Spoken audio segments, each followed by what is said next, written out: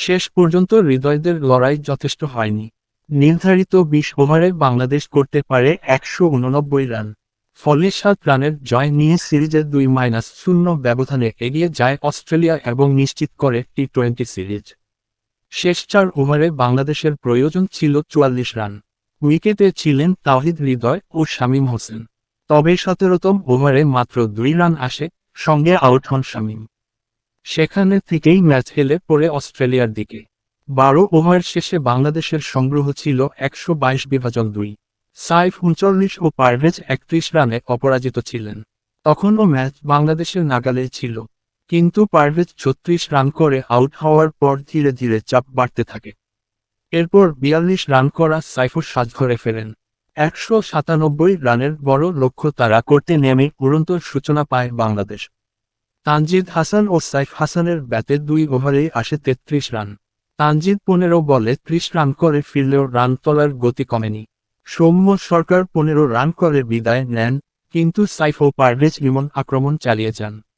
David মাত্র ২৫ বলে ৪৫ run করে আউট হলেও রেনশো ছিলেন দুর্দান্ত। রিশাদের ১ ওভারে টানা ৩ ছক্কা হাঁকিয়ে ৫০ পূর্ণ করেন তিনি। শেষ পর্যন্ত ৫২ বলে অপরাজিত ৮৯ রানের বিধ্বংসী ইনিংস খেলেন রেনশো। তার ইনিংসে ভর করে ৫ উইকেটে ১৯৬ রান তোলে অস্ট্রেলিয়া। বাংলাদেশের হয়ে নাসুম ৪ ওভারে ২৭ রান দিয়ে ২ উইকেট নেন। সেই চাপ আরও বাড়ান মোস্তাফিজুর রহমান। অস্ট্রেলিয়া অধিনায়ক মিচেল মার্শ ২০ রান করে ফিরলে ৭ ওভারে সফরকারীদের সংগ্রহ দাঁড়ায় ৫১/৩। তবে এরপর ম্যাচের মোড় ঘুরিয়ে দেন ম্যাট রেনশো ও টিম ডেভিড। দুজনের ঝড়ো ব্যাটিংয়ে দ্রুত বাড়তে থাকে রান। টসে জিতে আগে ব্যাটিংয়ের সিদ্ধান্ত নেয় অস্ট্রেলিয়া।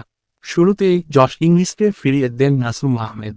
এরপর নাহিদ রানার গতির সামনে টিকতে পারেননি ইনফর্ম কুপার কনলি। ১ রান করে স্লিপে ক্যাচ দেন তিনি। অস্ট্রেলিয়া ৪ ওভারে ৩৪ রানে ২ উইকেট হারিয়ে কিছুটা চাপে পড়ে। বাংলাদেশের সামনে ছিল সিরিজ বাঁচানোর লড়াই। মিরপুরের দ্বিতীয় টি-২০তে অস্ট্রেলিয়ার দেওয়া ১৯৭ রানের লক্ষ্য তাড়া করতে নেমে একসময় জয়ের পথেই ছিল স্বাগতিকরা। কিন্তু শেষদিকে ব্যাটিং ১০ আর অস্ট্রেলিয়ার নিয়ন্ত্রিত বোলিংয়ে ৭ রানের হার নিয়ে মাঠ ছাড়তে হয়েছে বাংলাদেশকে। ফলে এক ম্যাচ হাতে রেখেই টি-২০ সিরিজ নিজেদের করে নিয়েছে সফরকারীরা।